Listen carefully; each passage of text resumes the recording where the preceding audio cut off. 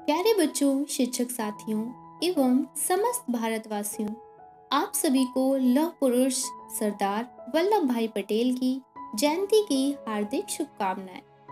लौह पुरुष सरदार वल्लभ भाई पटेल की स्मृति में सन 2014 से उनके जन्मदिन को राष्ट्रीय एकता दिवस के रूप में मनाते हैं। सरदार पटेल द्वारा देश की आज़ादी के बाद बहुत सारी रियासतों को भारत में एकीकरण करना विश्व इतिहास का एक आश्चर्य है, जिसे उन्होंने बिना रक्त की एक बूंद बहाए पूरा कर दिखाया। इसलिए उन्हें लौह पुरुष की उपाधि भी मिली और उनका जन्मदिन तब से राष्ट्रीय एकता दिवस के रूप में मनाया जाने लगा। मंजिलें उन्हीं को मिलती हैं जिनके सपनों में जान होती है, पंखों से नहीं हौसलों से उड़ान होती है। बस कुछ ऐसी ही सोच हमारे प्रथम उप प्रधानमंत्री और गृह मंत्री रहे सरदार वल्लभ भाई पटेल की भी थी, जिससे उन्हें लौह पुरुष बनाया। सरदार वल्लभ भाई पटेल का जन्म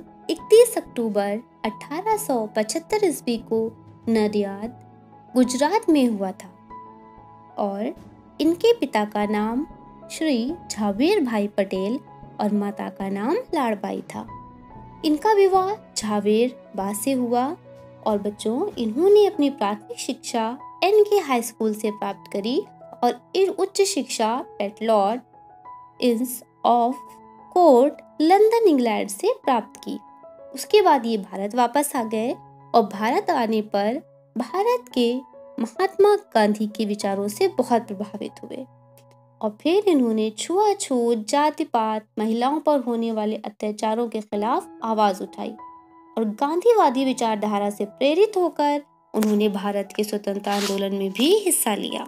सरदार पटेल का महत्वपूर्ण योगदान सन 1917 में खेड़ा सत्याग्रह, 1923 में नागपुर झंडा सत्याग्रह, 1924 में बोरसद सत्याग्रह और 1928 में बारदोली सत्याग्रह में बहुत रहा और बारदोली के सत्याग्रह के सफल नेतृत्व से प्रभावित होकर वहां के लोगों ने उन्हें सरदार की उपाधि दी। आजादी के बाद भारत के प्रथम उप प्रधानमंत्री और गृह मंत्री बनकर उन्होंने भारत, जो उस समय कई सारी रियासतों में बटा हुआ था, उन सब का एकीकरण किया और इसी कारण उनको भारत का बिस्मार्क और लौह पुरुष भी कहा जाता है। बच्चों 15 दिसंबर 1950 में मुंबई में सरदार पटेल का निधन हुआ और सरदार वल्लभ भाई पटेल को 1991 में उन्हें भारत के सर्वोच्च सम्मान भारत रत्न से भी सम्मानित किया गया। और बच्चों सरदार वल्लभ भाई पटेल की स्मृति में एक विशाल काय मूर्ति, जिसे स्टैचू ऑफ यूनिटी कहा जाता है, का निर्माण भी कराया गया है और ये स्मारक गुजरात में सरदार सरोवर बांध से 3 किलोमीटर 200 मीटर की दूरी पर साधु बेट नामक स्थान पर है, जो नर्मदा नदी पर स्थित एक टापू है।